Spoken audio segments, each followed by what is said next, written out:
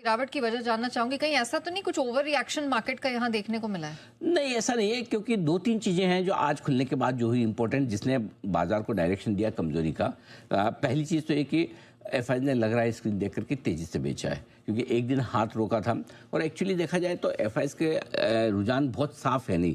एक दिन आप बहुत तेज़ी से बेचते हुए देखते हैं और दूसरे दिन वो रुक जाते हैं, और जिस दिन रुकते हैं उसके नेक्स्ट डे वापस से तेज़ी से बेचते हैं, और ये ट्रेंड काफ़ी समय से चल रहा है। तो कल के डेटा देखकर लगे कि एफआईआई शायद आज ना बेचे, लेकिन थोड़ा सा भी अगर नेगेटिव संकेत उनको कहीं से मिल जाता है तो अपनी दूसरे पिछले दिन जो कम बेचा है उसकी भी भरपाई कर ले, ठीक है ना।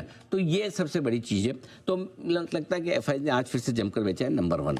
नंबर 2, कच्चा तेल का दाम एक बार लेकर आइए। लास्ट मैंने $103 के आसपास देखा था।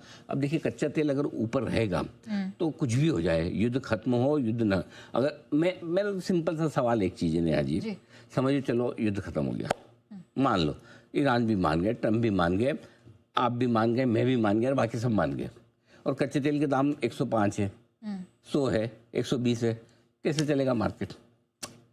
सिंपल सी चीज़ है। अल्टीमेटली क्रूड अगर ऊपर रहेगा तो बाकी सारे फैक्टर छोड़ दीजिए, लेकिन और हम तो हमेशा ये कह भी रहे हैं कि एक नज़र आपकी निफ्टी पे होनी चाहिए, एक नज़र क्रूड पर होनी चाहिए, और क्रूड आपको डिसाइड कर दिशा दे रहा है। ये सबसे बड़ा फैक्टर है। और क्रूड अगर आपका धीरे धीरे 95 से बढ़कर 98, 97, 100, फिर 103 पे आए, तो सिंपल सी चीज़ है, आपको क्रूड देख के डिसाइड, किसी को और सुनने और देखने की ज़रूरत ही नहीं है। सिर्फ क्रूड आपको बता देगा कि बाजार को गिरना है कि नहीं गिरना है। तो सबसे बड़ा फैक्टर आपको जो डायरेक्शन देने के लिए वो क्रूड है, नंबर 2। चौथी चीज़ है रुपया, वो इस तरह से गिर रहा है जैसे कोई सपोर्ट। लेकिन एक चीज़ ध्यान में रखिए, रुपये की गिरावट की वजह से बाजार गिर नहीं रहे।